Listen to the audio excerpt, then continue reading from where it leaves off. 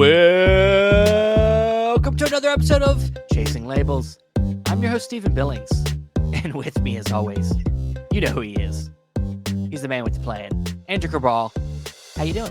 Doing good. Nice, almost Good Morning Vietnam Robin Williams imitation. I could have done it longer, but I didn't want to blow out the microphone. Well, not that, but just piss off our audience. They probably don't want to hear me, doing that to the microphone for too long. So I find myself thinking of that introduction many times because I wish I had that level of energy that Robin Williams seemed to have had in his films, or like any movie he's in. Or pretty much all of his projects that he was in for the most part. But yeah, we are back here once again for another episode of Chasing Labels, spine number 129, episode number 129. This is our last episode of the calendar year, Stephen, if I'm not mistaken. It's the last Chasing Labels episode, but we do have one more unwatched pile for you that will be this Friday on the December 22nd, Eastern Standard Time. We will have Mr. John Matthews. Yeah, it'll be 9 o'clock, if I remember. Yes, 9 o'clock. Yes, I had to change in my schedule in my phone because I wrote down the wrong day. Don't ask me why. Well, you know what? You're almost right. If you lived where John lived, because John, it will be Saturday when he's doing this episode. He's living in the future. He's living in the future. Yeah, which is even much weirder a concept. But yeah, this will be our last episode of the calendar year. Yeah, can't believe the end of the year is upon us. We've been doing Chasing Labels for what now? Like almost a full 3, going into our 4th year next year, I believe. I can't think right now. I'm like a deer in the headlights. I'm pretty sure this would be when we get to like February, March. It'll be like 3 years going into 4 years. Yeah, it'll be around there. Yeah. But yeah, we're 129 episodes. I almost wish that we had ended on a round number, because 129 is such an odd number to end on. But we're starting the year on 130. On 130, I guess. I guess that is the solace, the silver lining of it all. Yeah. And I can tell you this though, it does seem like the companies and labels that we talk about regularly know that it's the end of the year as well, because I think they're trying to get out as much announcements this month as possible. Yeah, Arrow went ahead and announced more stuff before the end of the month. So when was the last time Criterion was like this early in the month? I don't know.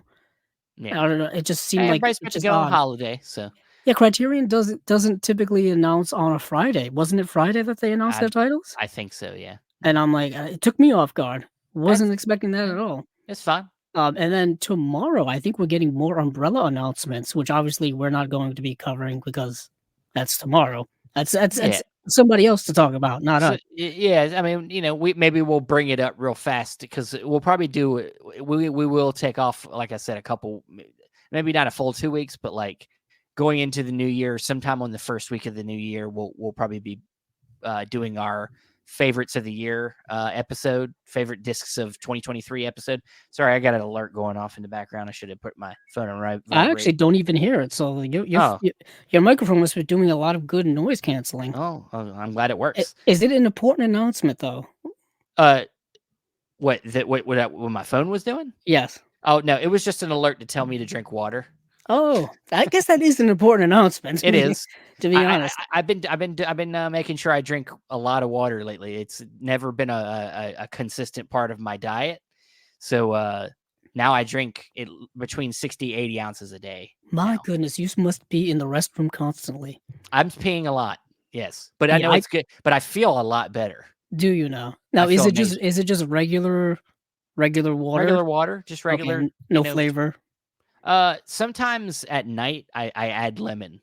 Oh, because lemon's good, supposed to be, but you gotta be careful not to drink lemon water too much, because what happens? It can corrode your teeth eventually over time. It could also, because it's citrus, it's a lot of it's a citrus thing. The acidity. Yeah, it can give you ulcers. So I drink it, and then I drink 1 soda a day now. Oh, you're cutting back. Cutting back. I'm trying to be more responsible on my health. I'm very proud of you, because a lot of people don't do these things. Well, I'm trying. I didn't say it's successful yet. I'm just saying I'm trying. It's always a work in progress. The food thing, the eating thing is always going to be my hardest thing is getting my diet, my eating part right. But I can start somewhere. I'm starting with the water.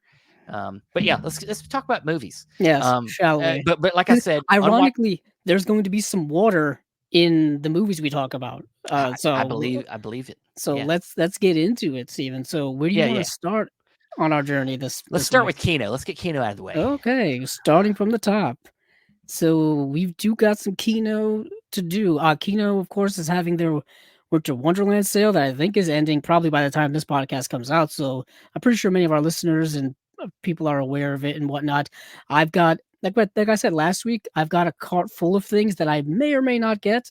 It really all depends on how desperate I feel. And it's the one thing I love about Kino is that they tend to just continue perpetually having a sale, so that's nice. That they do. Yeah, you get that panic that you've got to buy everything now, but with Kino, you can be a little patient. You can be patient if you want slipcovers. Of course, they're limited. That's a different story. It's a different thing, but for the most part, a lot of their older catalog is slipless anyway. So right, very true. But you know what is getting a slipcover is going to be this release here of The Big Country, the film from 1958, the William Wyler film. The guy who directed Mrs. Miniver, The Best Years of Our Lives, Ben-Hur. Comes this epic western featuring an incredible cast of screen legends: Gregory Peck, Gene Simmons, Charlton Heston. Gene Simmons. Yeah, not the Gene Simmons, another Gene Simmons. That would be amazing, though. Carol Baker, Burl Ives, in this Oscar-winning performance, Best Actor in a Supporting Role for Burl Ives. This bold, sweeping tale of ship's captain Gregory Peck, who ventures west to find a hotbed of jealousy, hatred, and dangerous rivalries. Sounds like the Wild Wild West to me. As the reluctant hero is thrust into the maelstrom, he must summon all of his resolve to solve not only his own life, but also the life of the woman he loves. The Big Country is an action-packed adventure that triumphs as a work of art. This legendary, rousing score by Jerome Morose was nominated for an Oscar. The stellar cast includes Charles Bickford and Chuck Connors. Note, this is important because this may sound very familiar, this release. This is a reissue that is exactly the same transfer and extras and encoding as our 2018 release. The only major difference is, I believe, this is coming with a slipcover. That's why it's a slipcover connection here. This movie I know has been released on Blu-ray several times. I know I have an older release of it myself. I think I've got the one that was put out in 2011. Yeah, 2011 by MGM. So that is an ancient release that I have. And there were other releases, like I just said. There was the one that came out in 2018 by Kino Lorber. That one, I believe, didn't have a slipcover, but it had different artwork. And this one also has different artwork as well. So yeah, this is a film by the legendary William Wyler. It's a film that I really like. I haven't seen it in years, so I can't comment too much on it because it's not fresh in my head, but it is kind of an epic Western. And it's about like feuding between two families over a valuable patch of land, which seems to be all the rage in the Wild West was people fighting over something.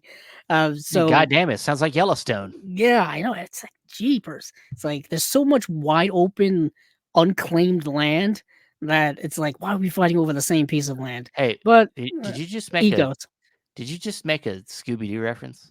I don't know. Did I? You said Jeepers. By accident? I did say Jeepers, didn't I? Yeah, you did. Is that a Scooby-Doo reference? I feel like I don't even know. Don't they say, didn't Scrappy say Jeepers? I guess so. Nobody likes Scrappy Doo, by the way. I didn't know that until I became Scrappy, an adult. But what's his name? The high one. Shaggy? Shaggy, yeah. Shaggy's the high one. The high one. He just wants to get high with his dog and eat incredibly large sandwiches. Come on now. Jeepers. Yeah. Classic. Yeah. Big Country, man. William Wyler. Big Country's really good. Yes. I would highly recommend that movie in any form. Kind of makes me want to at least upgrade to this release because those old MGM Blu-rays from the early 2010s are not that great. I know they put out a few of them, like The I Great think Escape, I think was one that yeah, ended up getting much better release later on. I think I have The Big Country from MGM. It was one of the ones I picked out of the bin at Best Buy. Yep, So yep, yeah, yeah, that's where they all ended up. yeah, So moving on from there, let's move on from The Big Country, and I think this is stuff we've already talked about. The OSS 117 5-film collection, yeah, 1963 through 1968. This is another reissue. yeah. Um, so yeah, this is a collection of 5 films. Trying to, of course, they don't make this easy. Let's see. Herbert Y- Bonacieux de la Barthe, alias OSS 117, first appeared in the 1957 film OSS 117. N'est pas mort, which is OSS 117 is not dead. After the highly successful 1962 release of Dr. No, the James Bond film, the OSS 117 character was brought back into action in the 1963 film OSS 117 Sur de Chaine, which is OSS 117 is unleashed because they have to bring him back. Yeah, starring Kerwin Matthews, who was in Jack the Giant Killer, as the mm, suave secret agent. They always had to be suave, yeah, handsome, debonair, charming. Yeah, so this is the first of 5 he was in the first of 5 films in this beautiful restored collection. Um, a year later, Matthews returned as OSS 117 in the film A Banco à Bangkok pour OSS 117 or OSS 117 Panic in Bangkok. Yeah, there's always a panic going on over there, apparently. And then in 1965, in 1965, Frederick Stafford, the star of Hitchcock's Topaz, which is a movie no one really brings up ever, no, took over the OSS 117 role in the film Furia a Bahia por OSS 117. OSS 117 Mission for a Killer and reprised the role in 66 with Atutke a Tokyo por OSS 117 or OSS 117 Mission to Tokyo. After a 1-year hiatus, OSS 117 returned in 68 for the film Pas de Roses pour OSS 117. They're really pushing that OSS 117, I'll tell you that. Or OSS 117 Double Agent. This time starring John Gavin, who was in Psycho as the deadly secret agent with Kurt Jurgens, uh, Carl Stromberg of The Spy Who Loved Me. So you got a direct mm, um, James Bond connection there. So you get these 5 essentially secret agent spy espionage films. The reason why Topaz surprised me the most is because that is a film from Alfred Hitchcock that I don't think anyone brings up because it's not very good. yeah, it's in Oh man, it's in the several Hitchcock box sets that have come out. It's the one he did in the late 1960s before he did Frenzy and then Family Plot. I think it's like his third to last film. It's a very long film. It's dealing with the Cuban Revolution, I believe, or something like that. I've only seen the movie once on DVD years ago, and the only thing it's remembered for is having one beautiful, beautiful shot of this woman, I believe, being killed, and she's wearing this purple dress, and the way she falls to the ground, it's like she's falling into the floor, like meshing into the floor, and it's a beautiful shot. That's the only time you ever see a highlight from that movie, is that shot. And yeah, so Topaz, and what a reference. So that's OSS 117. yeah, Yeah, we talked about it a little bit before, I believe, because like I said, this is a reissue from something they put out years ago. Once again, coming with the same trains transfers and extras as their 2017 release. And next up is another kind of re-release as well, at least from what I remember. yeah. The Thomas Crown Affair. Yeah, Yeah, I remember talking about this. Yeah, and yeah. I've never seen this version. I've only seen the remake with Pierce Brosnan. Uh, Um, I saw that recently when we talked about it when 88 Films is supposed to put that out in um did they put it out this year? Did they put it out it's next year? I can't remember. last year, I think. Yeah, Thomas or was it last year? Jeez. Time is really getting away from me now. Thomas Crown Affair. I'm looking it up on what's that? Blu-ray.com. No, but I'm looking up the US releases. No wonder why it's not popping up. Hmm. Yeah, so August of 2023, they put out the Pierce Brosnan 188 Films did. Hmm. in the UK. But this is the original. This is the original. Now this came out from them in 2018. That was the 50th anniversary. So what is this? The 55 anniversary? No. 18, 19, 20, 21, 22, 23, 24. 56th anniversary reissue, I guess. Sure. I guess why not? But yeah, it's starring Steve McQueen. It's a classic film. It's known for being which Austin Powers movie did they parody it? Was it Spy Who Shagged Me? It may have been when he's playing chess. Do you know the scene I'm talking about, Steven? Well, that is Spy Who Shagged Me Yeah, then. then it's the Spy Who Shagged Me. That parodied the scene in Thomas Crown Affair. Miss uh she was a model and she was Yeah, remember when Russian. he was Russian. doing the modeling? It was kind of Ivana Humpalot. is that who she was? Ivana Humpalot. Yeah, and remember he was doing the pictures and he's like, I'm not even taking any pictures, he's holding I the mean, camera look to at the side. yeah. And he's like, David Duchovny lips, David Duchovny You lips. know what we do in Russia to stay warm? Oh yeah, baby, I know. We play chess. I thought wrong. I thought wrong. Yeah, that's the scene where he loses his mojo, and you get that Brian De Palma-esque split screen of when Dr. Evil's extracting Well, his then if that's the mojo. case, then that's the second one. Then Yeah, Spy Who Shagged Me Yeah. is the second Is one. that Oh wait, I'm thinking no, the International Man of Mysteries. That's the first one. Yeah. Yeah. So that was parodied in that, and that was kind of my intro to the reference to this classic movie. Ironically, Sure. but yeah, this film came out in 1968. This is a reissue, like I said. No, this is the exact same transfer, encoding, and extras as the 2018 release.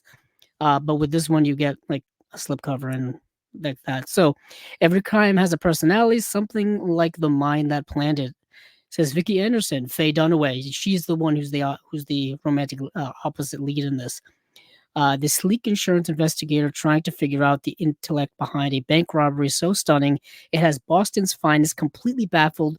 Sophisticated, handsome Thomas Crown, Steve McQueen, has only one worry: what persona he will take on tomorrow. But when the genius rogue pulls off a crime of the century bank heist and finds himself pitted against a nemesis as powerful as he is, his devil may care attitude hurls him into an edge of your seat game of intrigue and suspense. The Thomas Crown Affair has all the dazzling personality of the intriguing crime it portrays. The great Norman Jewison, who directed this film, of course, directed In the Heat of the Night, amongst many other movies, directed this classic, sexy thriller featuring top-notch cinematography by Haskell Wexler, who did many films, but he shot The Conversation, and score by Michel Legrand, who did the score for the summer of '42. Yeah, Thomas Crown Affair is a seminal film in Steve McQueen's career. Ironically, is I don't own this movie at all, and I'm kind of baffled why I don't yet. I guess I was waiting for. I guess at this point, waiting for a 4K. But if they're reissuing this on Blu-ray, I don't know if a 4K would be imminent. Um, so Yeah. I don't know if this will be the best one to get. Who knows? In a year from now, they could announce a 4K release. Yeah. But this is coming out February 6th. Moving on, we have Burnt Offerings, Karen Black, Oliver Reed, and Betty Davis. This is another reissue. This is film from 1976. Who directed this? I don't even remember. Directed by horror legend Dan Curtis, who directed The Night Strangler and Trilogy of Terror. Let's see. The cast, I've been wanting to watch this movie for years. I just haven't. I think it's available to stream somewhere, but let's see. Evil has a new home. Step inside a vacation house of horror in this terrifying thriller that goes for the summer of homes. That does for the summer of summer homes what Jaws did for the dip in the surf. That's an interesting sentence. Karen Black and Betty Davis star in this riveting haunted house thriller that delivers hidden terrors mounting creepily as the film builds to a climax of pulverizing fright. I'm in. I'm in. It sounds like something I would be very much into. This is coming with another slipcover here, and yeah, that's Burnt Offerings. February 6th. February is a hot Yes. month. We talked about this film already. That's coming February 13th, Blood on the Sun, film starring James Cagney and Sylvia Sidney. Anything with Cagney, I'm in. So I'm good to go. I'm good with that.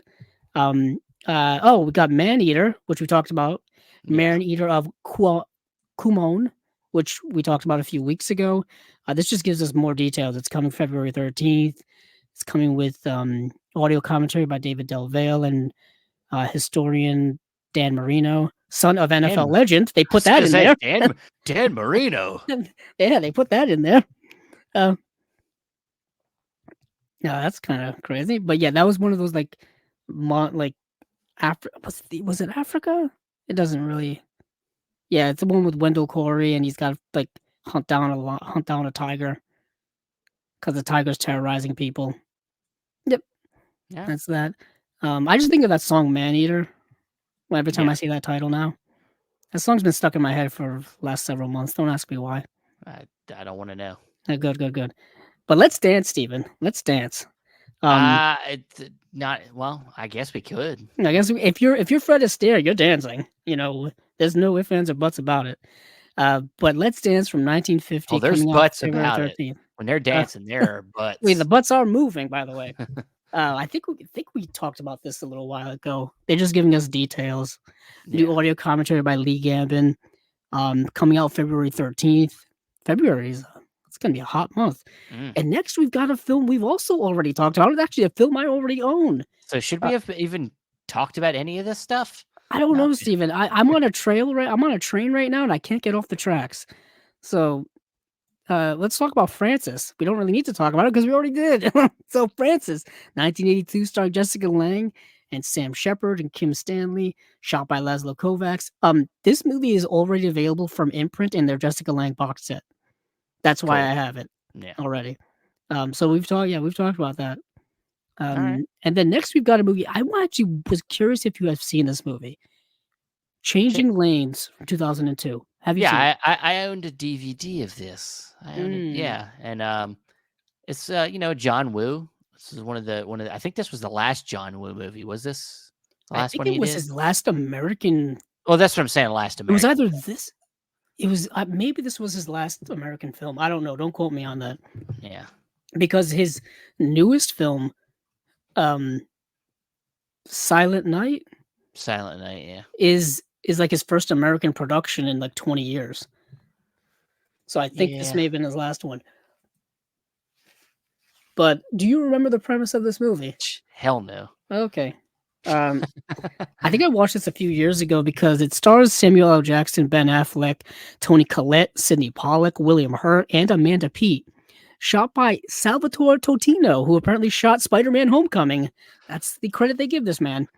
Music by David Arnold from Casino Royale. And then, no, Steven, this was directed by Roger Mitchell. I was just about to say, was getting this confused. Way off. I know, I was getting this confused with Paycheck. That's the movie. Yeah. Okay, it completely negate everything we just said. Yeah, because I mean, Paycheck has Ben Affleck in it too, and that's the John Woo film that was his last American production. Yeah. And Paycheck came out actually the year after this, and also, like you said, starred Ben Affleck. So give me a break, God! I know, come on, yelling at me, so people. Close, God. But this film, Changing Lanes, I'm trying to remember if I've actually seen it. I've definitely seen it. I just don't remember it. It's been a long time. I definitely had a DVD. I have a DVD of it somewhere, but a young lawyer and businessman share a small automobile accident, and their mutual road rage escalates into a feud. Yeah, that's the premise of this film. And of course, the feud is between Samuel L. Jackson and Ben Affleck. Yeah. Cool. So it's getting a 4K UHD release. It just says coming soon, so it could be a year from now, for all we know. Alaska Seas we've talked about with Robert Ryan, coming February 13th. And then, let's see, the sale's still going on. And then the newest information we've got today was from 7 hours ago. And that is coming February 20th on 4K UHD is Leviathan from 1989. This is a 2-disc edition. 4K disc, Blu-ray disc. It's got a brand new HDR Dolby Vision Master from a 4K scan of a 35 millimeter interpositive, new audio commentary by film historians Steve Mitchell and Nathaniel Thompson, triple layered BD UHD 100 gigabyte disc.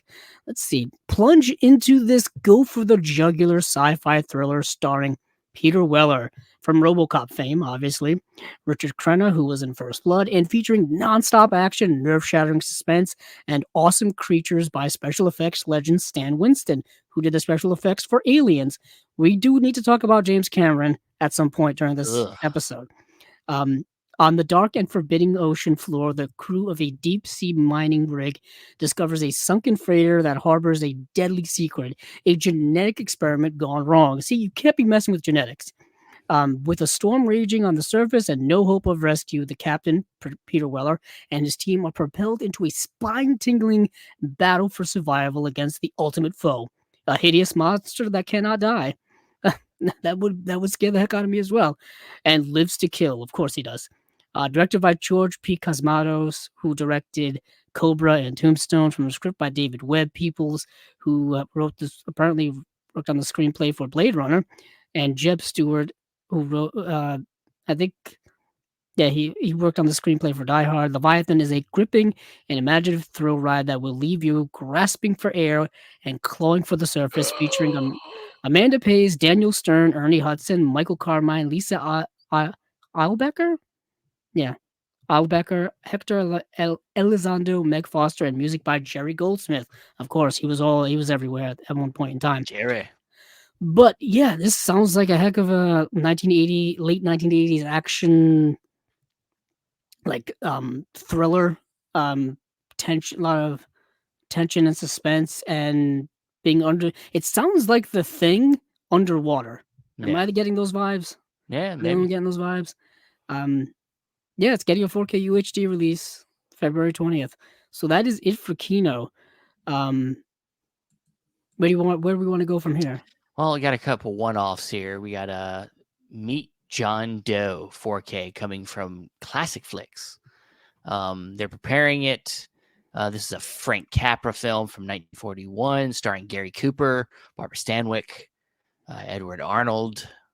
The release is scheduled for March 22nd. You got a reporter writes a fictitious column about a man named John Doe who claims to despair a American's neglect of the little people and plans to kill himself. The newspaper then hires a ball player turned hobo. You meet a lot of them to pose as John Doe. In a series of radio addresses written by a manipulative publisher, Doe captures the public's imagination. When he finally realizes he has been used, Joe comes to his senses and becomes the man he never knew he could be. Huh. Oh, hey, no. Kind of sounds like what's that movie with Andy Griffin in it? Where he's becomes the politician. Yeah, I'm trying to. It's the Eli Kazan film. Yeah, the Eli Kazan film. But of course in this film he comes out on a more positive end. Yeah, I when it comes to anything Frank Capra, I gotta have it in my collection. So this will be a buy for me. And I don't buy a lot of classic flicks, just because I completely forget. I completely forget about it. There's only so much That's money very to go true. around. Yeah. So yeah. Oh, A Face in the Crowd is the Face in movie the you're Crowd, talking about, it. which has a Blu-ray from Criterion now. Yeah. I waited years to watch that movie until it came out on Blu-ray, and then I finally did, and I was well rewarded for that. Yes. Where is my Blu-ray of Splendor in the Grass? God damn it, Warner Brothers, make it happen. So yeah, it does look very interesting to me. Let's move on to another one here. That's a nice one-off. And this was actually a movie I watched last night. I think this was the last movie I watched in the preparation for this week. This is a unique release. Not unique. Yeah, we'll get into it. One from the Heart reprise. This is the Francis Ford Coppola film from 1982. And the reason why it's a reprise is I will tell you. So, One from the Heart reprise is a spectacular 4K restoration and reimagining of the 1982 cult classic from Francis Ford Coppola. 6 minutes of footage have been added to replace the original negative, previously thought to be destroyed, resulting in a brand new reprised version, approved by Coppola himself. So, as we've known lately, if you've been hip with all the Coppola news, he's gone back and re-edited and recut several of his films. Um, Yeah. he's done it with Apocalypse Now. He's done it with Godfather Part 3. There's a longer cut of The Outsiders. He did that movie Twix that he did uh, like a decade ago. He went back and recut that his vampire movie. Um, he likes to go back and do that. You know what I mean? That it seems to be what he likes to do these days. Um, so it's going to be interesting. After having seen the movie, I can understand one, its cult status, and two, why he would perhaps want to go back and shuffle some things around, or if there's footage he can add from some situations, perhaps. Uh, yeah, I can understand why.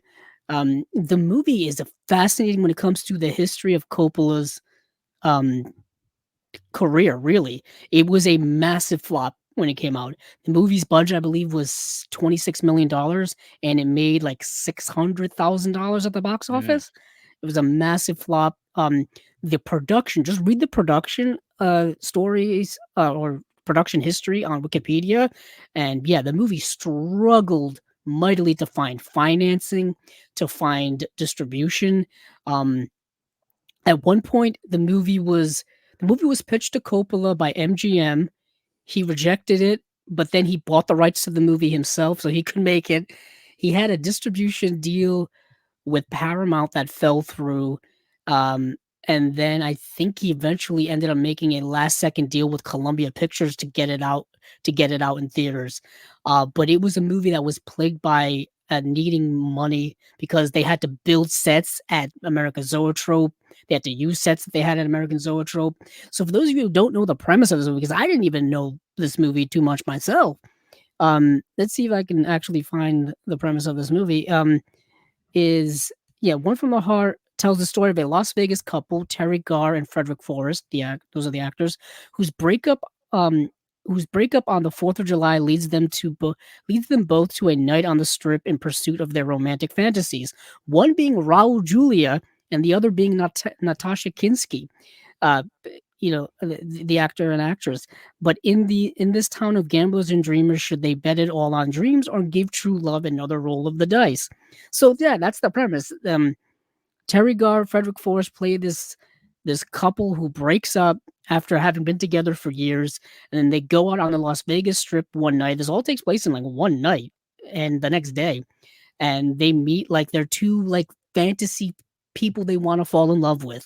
Um, one is Raul Julia, one is Natasha Kinski, and they have like this wild fantasy night. But of course, after the dust settles and after reality kicks back in, the fantasy may go away. You know what I mean? And reality takes over. And so, what do you do then? So the movie is very bright and colorful and entertaining, large lavish sets and musical numbers, all kinds of stuff. You can kind of see why this movie cost so much money at the time it was made. But for me, where the movie kind of falls apart, I think, is the story and the ending of the movie. I think the movie kind of falls apart, unfortunately. So I don't know if Coppola is going to fix those things, but I'm curious. One, because um, this is a 4K UHD release. That's 2 discs. It's a new 4K restoration and reconstruction. You get all new special features here on the 4K disc. You get all kinds of stuff here, so it's really fascinating to me. Um, all the new stuff you get, and then even on disc 2, which I think is also a 4K. Yeah, it says 4K Blu-ray/Blu-ray.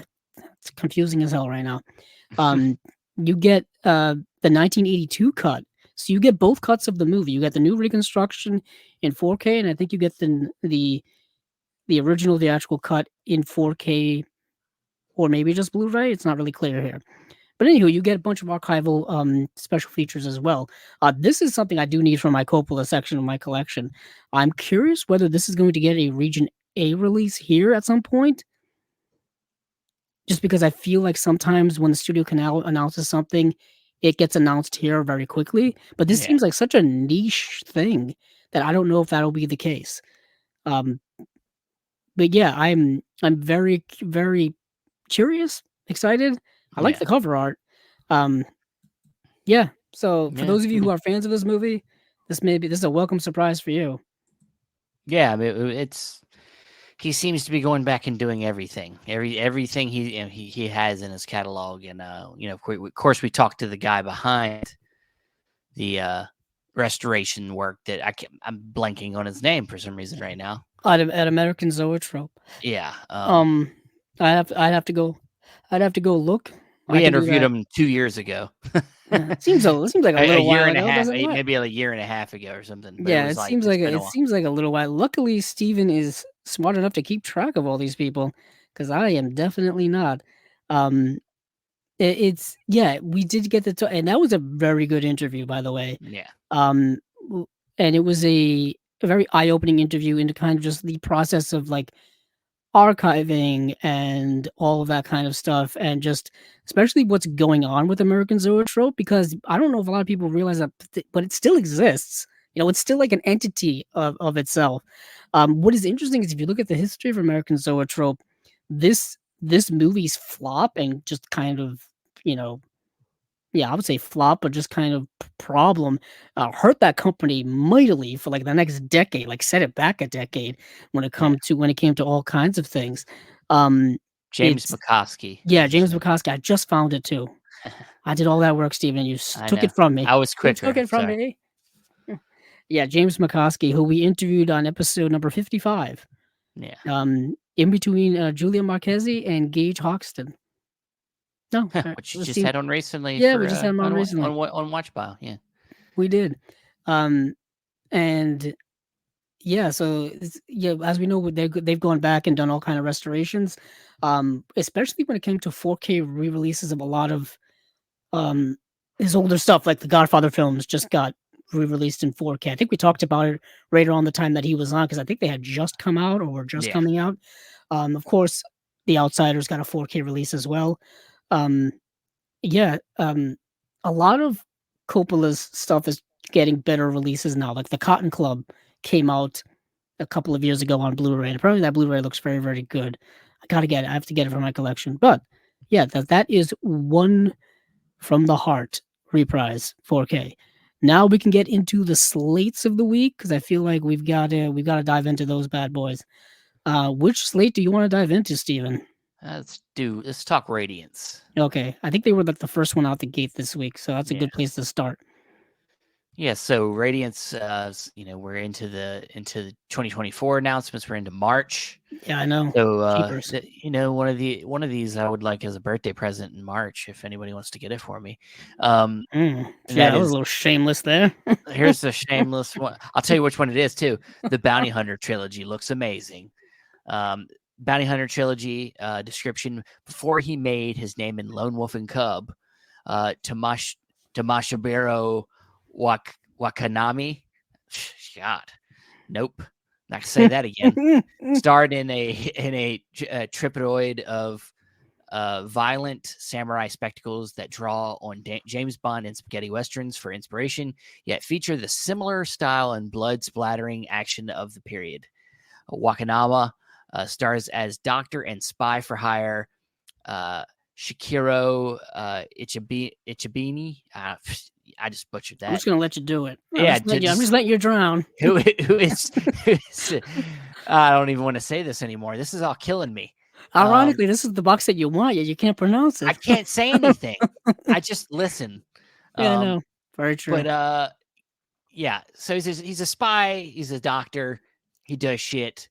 It looks amazing. I watched the trailer. I was like, okay, I want these. Also in here we have Tony Arzenta is another film we have, and that's from 1973. Then we also have a film called Saruo River from 2000. And then we have Story Written with Water, which I think is a cool title. Tell me what you've seen. Okay, so I did get to see Tony Arzenta. Tony Arzenta is a movie that also has a couple of titles, one of which being Big Guns. Okay. I just find it to be just a funny title because You mean it's like like his it's arms? very His arms? non-descriptive. It's like, do we mean like actual big guns? Do we mean physical strong? So So a mob hitman wants to retire, but his bosses don't think that's a good idea. Complications and many bloody shootouts ensue. So what happens in this movie? First of all, starring Alain Delon as this assassin. So this assassin is like the best in the business. Like he's the best, and Yeah. he wants to retire. He's got a wife, he's got a young child, and he just he wants out. But of course, when it comes to these types of things, when you're dealing with organized crime and No, other no, things. no. Yeah, they don't let you go. They don't let you go. Can't get out. So they decide that they're not gonna just let him go, and they're just not gonna let him retire. They want to kill him to get him off the board. But they end up accidentally killing his wife and child instead. How do you So fuck that up? well, I mean, I could spoil it, but I don't want to spoil it. But So they they John Wicked it.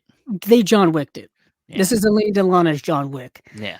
And what's interesting is that he spends the majority of the movie kind of hiding out from them. So it's not quite John Wick Ah, so until like wussy John Wick. I got you. yeah, yeah, but I'm just kidding. he kind of like because they're trying to kill him the whole time. So Yeah, yeah. it's like ironically, was it John Wick 3 where he was like being pursued and hunted by all the assassins? That's when it starts. Yeah. Yeah, and it's kind of like that, but like the whole movie is that for Alain Delon. Except he doesn't go on offense at all But he does like until the end. towards the end, towards the middle to end of the movie. But yeah, that's the premise of the movie. It's cool, it's stylized.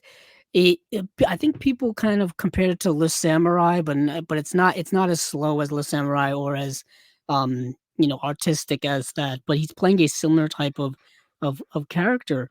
Um and yeah, it's a cool movie. I initially thought that it was um um like an Italian film, but Alain Delon speaks English in it, so Hmm. that kind of caught me a little off guard. Um, yeah, this is like an Italian crime film. That's why it doesn't quite feel like Le Samurai because I'm reading the description here where it mentions Le Samurai. Um, But yeah, it's good. It's getting a 4K restoration. It's probably gonna look good. It's got some nice archival interviews and special features in here. This looks really cool. But you were right when it came to the Bounty Hunter trilogy. I got to watch the first film in that set. Yeah. And the first film is called let's see, the first film is called Killer's Mission. Yeah. Yeah, and it's Killer's Mission, The Fort of Death, and Eight Men to Kill. You're seeing a trend here. You're seeing a trend A lot of going on here. killing. Yes. Yeah, and the movies are like action, like violence, but it's samurai stuff. They compare it says before yeah, let's see. Yeah. They draw on you said James Bond and the spaghetti westerns. That's kind of the feeling you have here. Um I'm actually reading the description here. The yeah, in yeah, let's see. Yeah, in Killer's mission is hired to prevent the sale of firearms to a hostile shogun. In Ichi, uh, in the Fort of Death, Ichibei is hired as a seven samurai style mission to protect a village of farmers from a ruthless lord. The final film sees Ozawa return for eight men to kill, in which Ichibei is hired to recover of a cache of stolen gold from the government's mine, featuring an array of weapons and gadgets that would make Q proud. Q from James Bond, with Ichibei supported by a band of helpers, including a fellow spies, Ronin, and female ninjas. The Bounty Hunter films deliver action thrills galore and deserve to sit alongside the celebrated action epics that followed. Yeah, what is really kind of interesting about this is it reminded me a lot of Zatoichi the Blind Swordsman. Like, Mm. it's got that type of vibe to it. Like, it's those types of samurai films with a little more blood in them, in my opinion, a little more action in them. It's the same actor from those films, so perhaps that's why I drew that connection right away. But yeah, I dug the first film that I got to see in this. They're not easy films to find to watch, so the fact that they're actually on Blu-ray disc is really awesome to me. Um, the next film that I got to watch from the Radiant slate was Zushu River. This is a this is a movie. Um, yeah, this is a fantastic movie. So, Mardar is a small-time crook who delivers packages without asking questions until he is asked to deliver Mei Mei, the daughter of a shady smuggler looking exactly like his long-lost love, Mudan, who threw herself into the Zushu River. This description here is not accurate about the way this plot unfolds in the film. Martyr becomes convinced she is his dead lover. Set within the murky wasteland of Shanghai, Yilu's award-winning retooling of Hitchcock's Vertigo is a visual treat that features the kinetic style of Wong Kar-wai's Chungking Express, a unique take on the neo-noir genre. Zushu River is newly restored in 4K and made available on Blu-ray for the first time in the UK. Yes, the film has shades of Vertigo, Hitchcock's Vertigo. What I mean by that is that the big theme in the movie is about this idea of kind of obsessive longing, obsessive love. Um, Very similar to the way in which Jimmy Stewart's character is in Vertigo when it comes to why am I blanking on the woman's name in Vertigo? Don't ask me why. Um, it's um yeah, it's very much in that vein, but it's done so in this kind of haunting. Kim Novak is the actress. I couldn't remember. I had her pictured in my head, and I couldn't remember who she was. Kim Novak, and but this film feels so ethereal and dreamlike. Zushu River, and because the movie is told within the framing of someone telling a story, so it feels like a memory versus like what's actually reality. And the film is shot in a very guerrilla style filming, almost as if like a not mise en scène, a kind of avant-garde documentary type style feel to it at times. It's disjointed like a memory or a dream like is. The premise of the film isn't quite as what that says. I don't really want to say what the premise of the movie really is, the structure of it. It is about a man who does work as a carrier for like organized crime, and he does meet and fall in love with like his boss's daughter, and it is indeed uh, she is the one who something happens to her, and then he sees another woman later on that reminds him of her, and he becomes entranced by that. And it's such a beautiful movie. It's really, really good. Like, this is an amazing movie in my opinion. It's one of the best movies I think that Radiance has put out, at Really? least from all the ones I've seen. It's definitely a highly recommendation for me. It is a slow burn, not a lot happens. It's very, like I said, emotionally based. So don't expect like concrete hard plot or thriller or anything like that. Like, events will happen and they'll just kind of like, oh, that's the way this goes. Okay, I guess I'll move on to another thing. It's very disjointed in that regard. So very good movie. So Radiance once again killing it. Yeah, they're up to March already, which seems like forever from now, Steven. I don't know if you can wrap March 2024 in your head. I got Um, it. I had to. Oh man, I was at a doctor's appointment last week, and I had to make an appointment for January of 2025. And my mind might as well have exploded because I can't think of 2025, let alone 2024. Like, wow, holy heck, that's can't believe we're here. Can't believe we're here. But yeah, that is Radiance's slate. Great slate from Radiance. A story written with water. I wanted to watch, but I just could not find it to watch. But it looked very good. It's a film from 1965, I believe. Um, Yes. Yeah, it's from the Japanese new wave of that time. Um, yeah, I'm gonna get all of these anyways eventually. I'm Very slowly catching up with Radiant stuff. I got my Radiance purchases from their sale they were having on their website last month. Finally came in this past week, so I'm slowly getting there. And Awesome. Diabolic was having a Radiance sale as well, which just ends. I think ends today. I just ordered some more from there, so I'm catching up. Telling you that Radiance had a hell of a year. Oh Jeepers. yeah. I keep using that word Oh, again. But move on. Let's move on, all right. shall we? Let's go over to Imprint. Right on. Imprint has got 4 releases, I believe, Mm, and may they want to got count them again. maybe times a couple more. Not times, but Maybe add plus. add 2. Maybe I add just looked 2. at the pictures, man. I Oh, just saw okay. the pictures, and there was 4, and there's actually more than that. They lied to you on here. They lied. So we got, I think, 6 here. 1, 2, 3, 4, 5, 6. So we have Green Ice from 1981, Cold Steel from 1987, Let's Get Harry from 1986. A lot of 80s shit here. Batteries Not Included from 1987, Strange Invaders from 1983, and Ravengers from 1979. The lone 70s film. Yeah, this is a very 80s heavy slate. Yeah. These Wonder will why. be. Wonder why. Wonder why. I have no idea. These will be available March 27th. So once again, we're in March already. So yeah, I think we mentioned this in our group on Facebook. These releases will put Imprint over 300 releases. That's it? Only 300? Yeah, which that's a lot, Steven. Damn. That's not a lot, man. They put out so much shit. I would expect them to be Yeah, because this in the is 800s by now. this is numbers 295 through 300. Yeah. So Good for them. good for them. So let's talk about some of these because I got to see about 4 out of 6 of these.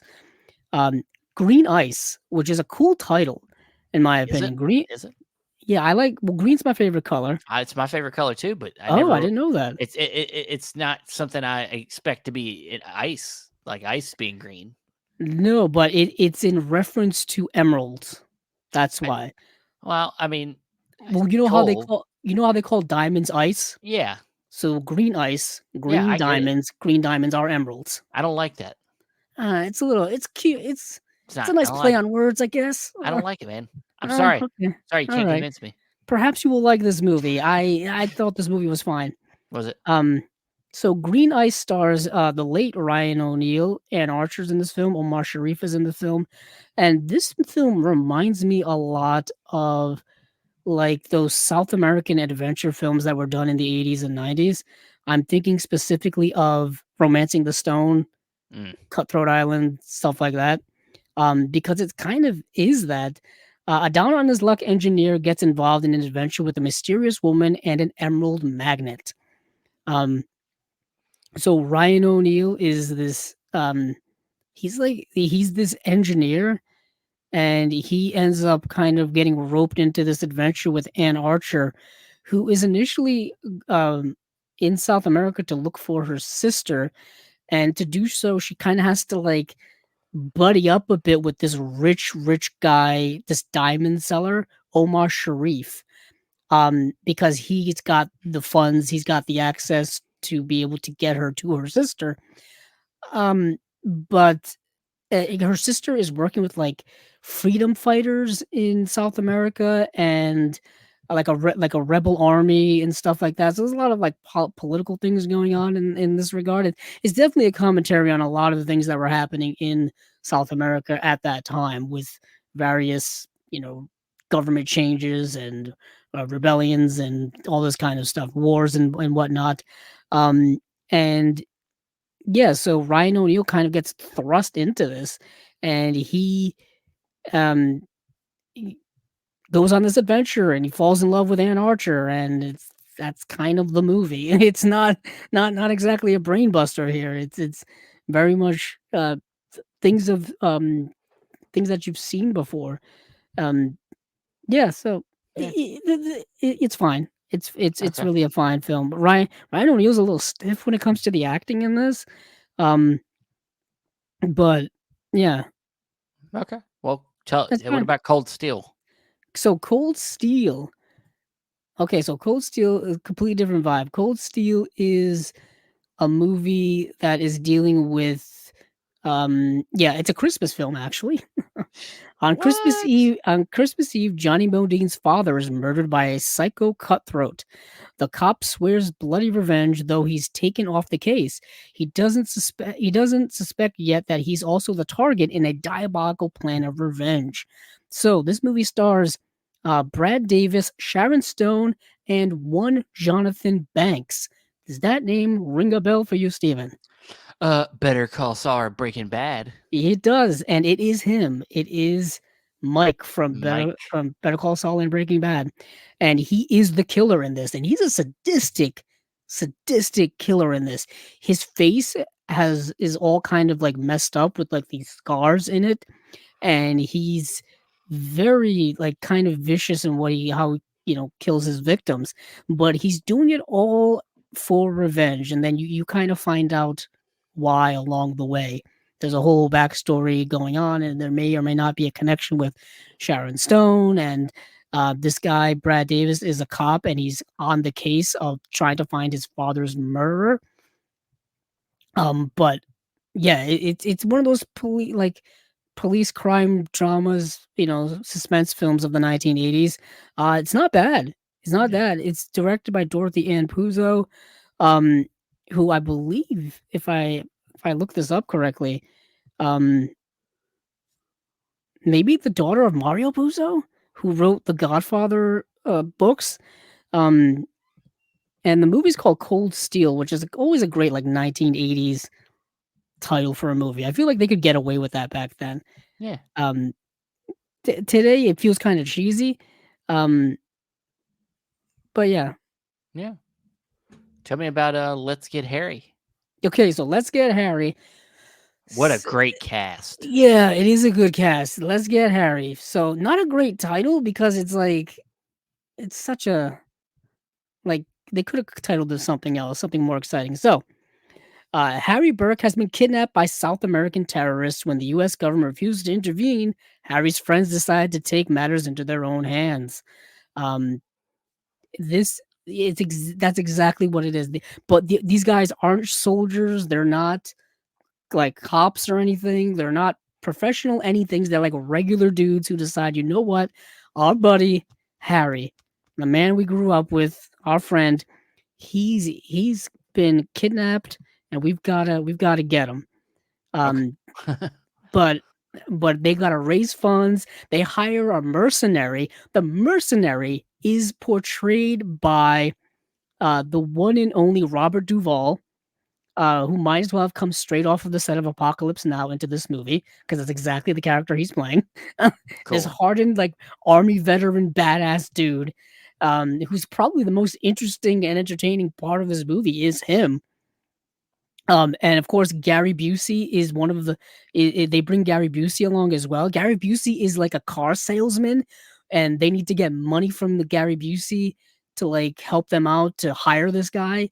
So and then Gary Busey's like, "Hey, can I go with you guys?" And they're like, "Yeah, sure. I mean, We sure come to South America. Bring your money." it's just amazing to think about a time where Gary Busey was starring in movies. Yeah, There was a time. there was a Yeah. time. There Wow. was a time. Better known as the 1980s and 1990s. I mean, Point Break, man. I know. I Damn, he know. was in Point Break. Which just got that 4K just came out for Yeah. Point Break. But yeah, so he goes down there with them. This film is directed by Stuart Rosenberg, but he didn't want to be credited for it, so it's also directed by the illustrious Alan Smithy, who, of course, we know is the pseudonym for people who don't want their names on movies. The reason why in which um, he decided to take his name off of this is because Mark Harmon is in the film. Mark Harmon is the Harry character, is the person that they're going to rescue. But Mark Harmon, at this time, I guess his star was just starting to rise. So the producers and the studio that was behind this movie is like, we need more Mark Harmon in this movie because apparently in the initial cut of the movie, you only see Mark Harmon at the end of the movie. But the way in which the cut is now is like his story is spliced in between the adventure of these guys going to get him. Like you see them like on their way to get him, and then it'll cut to him being in captivity. Apparently, all those scenes were not in Stuart Rosenberg's cut of the movie, and he was only there at the end. But since he was such a rising star, the studio and producer were like, hey, we can market this movie based off of his popularity. So we got to get him in more scenes. And Stuart Rosenberg was like, no, I don't want to do that. So he decided that I don't want my name on this movie anymore. There you go. Yeah. So Stuart Rosenberg, for those of you who don't know who that is, he was the director of the several films that I know of very well. Cool Hand Luke is the one that pops into my head immediately. Cool Hand Luke, of course, the film starring the great Paul Newman, amongst many others. But he also directed Paul Newman in The Drowning Pool. He directed Paul Newman in Pocket Money. Yeah, so he's a director whose work I've known very much over the years. He also directed The Pope of Greenwich Village, which is a really good film from 1984 that I don't think a lot of people know of. There was a Twilight Time release on Blu-ray of that film. I think that's the film starring Mickey Rourke, if I remember. No, Eric Roberts. Eric Roberts and Mickey Rourke. Daryl Hannah's in the film, Geraldine Page. Really good film. Really good film. That in the 80s, man, Mickey Rourke was the man.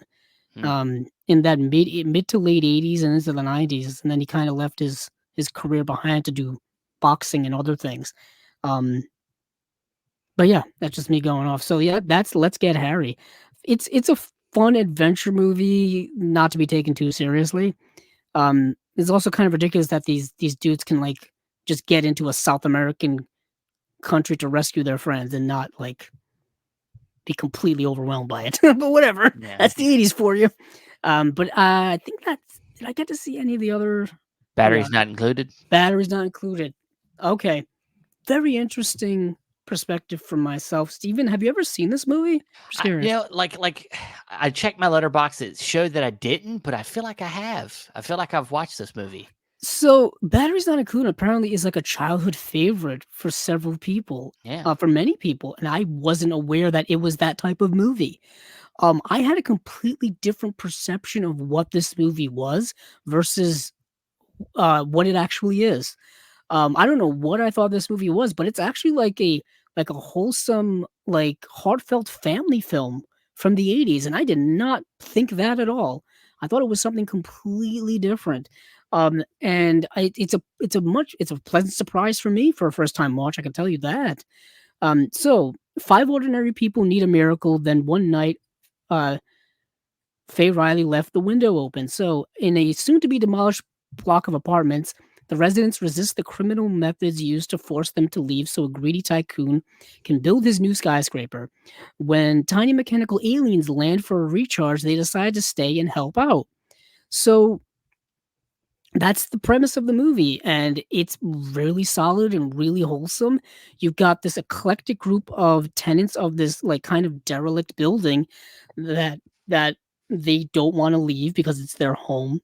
There's this greedy tycoon character that has hired like these ne'er-do-wells to like harass them and break up the place and try to force them to pay them to get out and all this kind of stuff. And they just don't want to leave. But basically one magical night, if you will, these alien robots appear and decide to befriend them and stick around and help them out.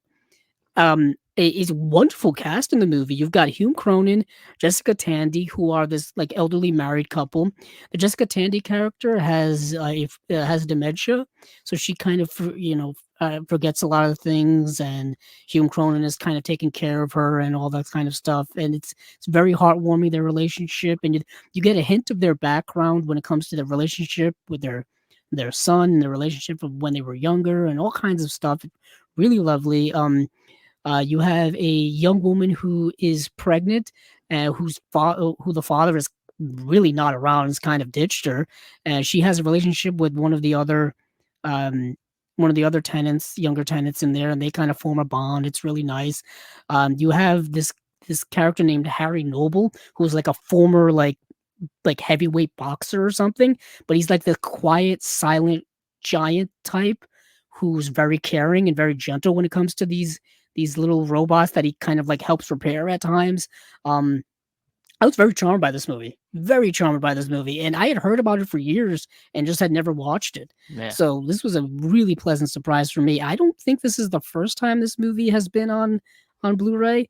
I feel like it's been issued before. Yeah. Um, If it's Spielberg's involved, that means it's probably had its day yeah, on Blu-ray. I don't think. Let me see. I can't find anything for it. Okay, here we go. You have to put the little asterisk next to batteries or else it won't pop up on blu-ray.com. So it has been given a Blu-ray release in 2016 in the region A land, and in the UK it's been released in 2019. I want to see who put it out here. Oh, Universal Studios put it out here. So that Blu-ray you can find for like $10 on Amazon now, the one from the US. Unfortunately, that has no special features at all to speak of. Zero, nothing, nada. This release here, I believe, has more in the way of special features. If it has one thing, it's got more. It does. It has a new interview with director Matthew Robbins, got a new interview with writer Mick Garris, a new documentary featurette about the sci-fi scores of composer James Horner. James Horner does the score in this film. Um, yeah, I really like this movie. I really like this. This does seem like a solid release of it too. At least a better release than the one we've got so far. Yeah. Yeah. So that's all I really got to see. The other two, Strange Invaders and Ravagers, I did not get to see. So I can't really comment too much on that. All I know is that Ernest Borgnine is in Ravagers. They're both sci-fi Oh, films. but my goodness, have you seen the premise of this? The harrowing post-apocalyptic sci-fi sees Richard Harris and Ernest Borgnine fight off a murderous breed of mutant creatures. Cool. Oh my goodness, that sounds amazing. Yeah. In the aftermath of a global catastrophe where lawless bands roam the earth and terrorize what is left of society, a man named Falk lives in a deserted steel mill with his wife, and who is killed by a gang of hoods. Seeking vengeance, Falk becomes a vigilante. You had me at Ernest Borgnine and Richard Harris as like Mad Max. Yeah, I was gonna say Mad Max fighting came to mutants. mind. And Yeah. then you kind of had me there. Yeah, the Falk character is portrayed by Richard Harris. Very interesting. So you've got Marty and you've got Dumbledore Yeah. in Mad Teaming Max up. teaming up fighting mutants. Yeah, interesting. So Alright. yeah, that's it for imprint. All right. See, Well, let me get rid of some of these tabs just so I don't get confused. Want to go to Arrow now? let's do Because it. the Arrow is very short and sweet. Sweeten it up. Sweeten it up, Arrow. Arrow's Okay. only 3 releases, and these are for March as well. We're in the March territory. Yes, we are. So, the first one we got here is a pretty big deal for some people that are John Wayne fans, and that is The Shootist from 1976. Apparently, this is his last film. Yes, it's his last movie that he ever made. Yes. So, I won't be wronged. I won't be insulted. I won't be laid a hand on. I don't do these things to other people. I require the same from them. That's a quote from The Shootist. Thank you. Yes. You're welcome. You know who he's saying that to in the movie? A very young Ron Howard. Weird. The cast in this movie is kind of ridiculous. So obviously it's a Western because it's John Wayne. And so this is a movie about the John Wayne character who is dying from cancer. I think he has like stomach cancer. He finds out in the movie. He finds out from a doctor who is portrayed by none other than Jimmy Stewart. I told you they brought all the big ones for this. Yeah. So he finds out that he's dying from cancer, but he's like this notorious sheriff turned gunman. Apparently he's killed like over like so many people in his life in shootouts and duels and all kinds of stuff. So he's like infamous. And he comes to this kind of like small town that I think he used to live in before. And he's basically coming here to like live out the rest of his life. And while he's there, he befriends he well, he kind of strikes up a relationship with Lauren Bacall. Lauren Bacall, who's running like who he rents a room from, and Lauren Bacall's son is Ron Howard, and so Ron Howard like looks up to him as like this, this Wild West hero and all this kind of stuff. So he tries to impart some wisdom on this young boy. He like teaches him how to shoot, teaches him some life lessons and Oh whatnots boy, and all that kind of stuff. Um, and yeah, that's the movie. It's very much a swan song for John Wayne. Even at the beginning of the movie, they're like recapping the life of this character, and they're just using clips from other John Wayne films and other John Wayne characters to kind of hmm. fill in the backstory of this Shootist character, of his character, whose name I think is Books. I think his name is Books. Um, Terrible, terrible last name. yeah, and it's yeah. I think let me look it up. JB Books. JB Books, yes, JB Books. Like I said, Ron Howard's in the film, Lauren Bacall, James Stewart, um, Harry Morgan from MASH fame, I believe. He's in this film as well. He's actually the sheriff of the town, and he goes to see him, and it's kind of a funny sequence. He goes to see the JB Books character, and the dude's like super nervous. And then when John Wayne explains to him that like, yeah, I'm not here to like raise hell and shit. The guy's like, oh, I'm damn relieved. I thought I was gonna die today, and I was like, oh, that's hilarious. um, yeah, and it's kind of a melancholic, kind of sad type of film if you think about it.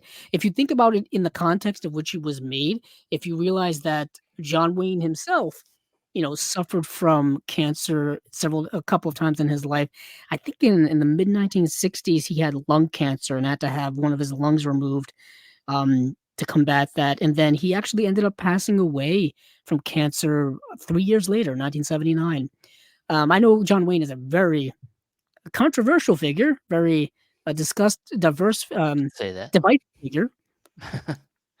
Just because his politics were pretty shitty, and he was Yeah. kind of just, when it comes to things like that. Um, but I've always been fascinated with kind of the phenomena of John Wayne because he was massively popular throughout his career. His films to this day are watched in film schools. They're screened on TV. The Blu-rays are coming out for them, all kinds of stuff. And I'm just always fascinated by what captured people uh, to John Wayne? Like, what captivated them to John Wayne? That's always been something I've been fascinated by. But yeah, this was his last film, and this is kind of a big upgrade. This Blu-ray because there hasn't been a Blu-ray issued before, and I think specifically here, there's only been a DVD since like 2001 that's been like recycled in a bunch of different like repackages and collections, like John Wayne's collections and Western collections and actions like stuff and all this kind of thing. So this is kind of a big release, um, and a welcome upgrade. Yeah, the Shootist, it's got a Blu-ray from Germany in 2016. It's got a Blu-ray from France in I think 2018, 2021. It's got a Blu-ray in Spain. It's got a Blu-ray. I think is that Japan? Yeah, I think that's Japan in 2017. So when it comes to like region A land, this is a kind of a big deal. This is coming out March 12th, 2024. But we got two other movies here, Steven. Yes. One of which we've seen so many releases of this. I'm surprised this is another one. Well, it's got to get their hands in the cookie jar. Mm. Um, of course, when it comes to Lucio Fulci, everybody wants a piece. Just like some other directors we've talked about a lot on here.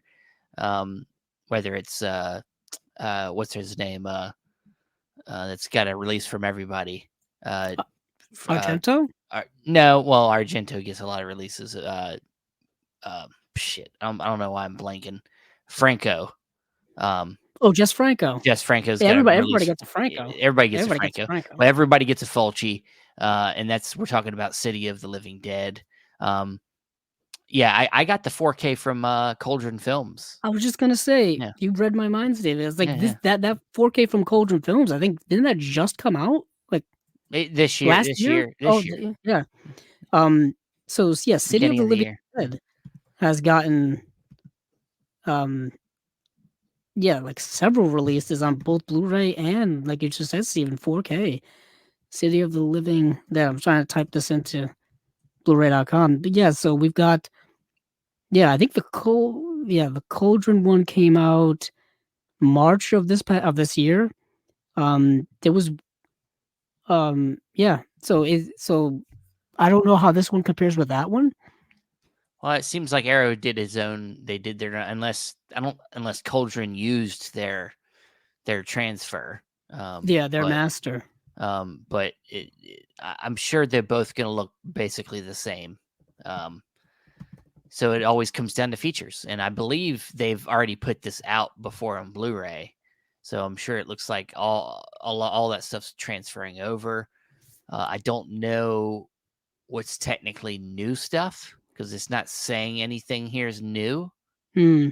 Yeah, Um, they've put this movie out several times since 2010. Arrow yeah, Video.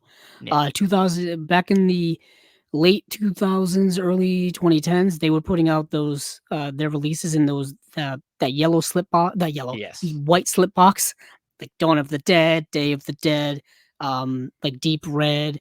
I still had my Phenomena um release of that forever. But this was all around that same time. So they've been putting out that movie uh, yeah, several times since then in several different versions.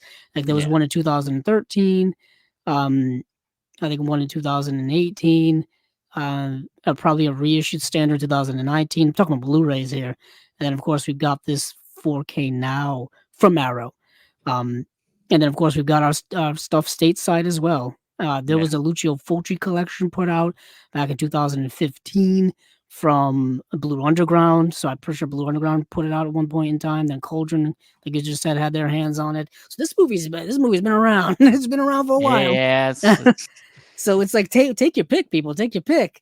Uh, I didn't get my hands on the Cauldron films, but I'd have to do a special feature comparison. I know a lot of people who bought that, and a lot of that because it sold out. I'm pretty sure it sold out rather quickly yeah, from them. So obviously, people bought it up and lapped it up. Um, but yeah, this is another kind of upgrade from Arrow from their own stuff. So nothing really out of the ordinary here. And the same thing with this next release here, yeah. Dark Water. Dark Dark Water Water. is getting a 4K. Yep, this is Um, another upgrade from a previous release of theirs. yeah, it's one of the J horror films, It is indeed, and which I is watched yeah, it. yeah. Um, I was getting a vibe through it the whole time. I'm like, man, this vibe, this thing is feeling a little familiar to me. It feels like The Ring. Well, Steven, Well, it's directed by the same guy. yeah, that guy, yeah, It's directed by the same guy who directed The Ring and The Ring 2. I'm talking about the Japanese versions. It's also an adaptation of a short story of the author who wrote the books as well. You getting the connections here. So I'm like, I see where so you're I'm going. getting it's Yeah, got the same type of slow moving, haunting vibe to it where it's more about atmosphere and sound design and yeah, the build up and the leading up and kind of all the slow movement of something like the Japanese Ring films.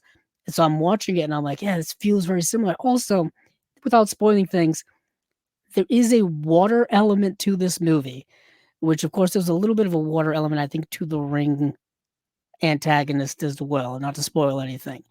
Um, but this is bringing up water, Steven. You've been drinking a lot of water. This movie's yeah. called Dark There it Water. is.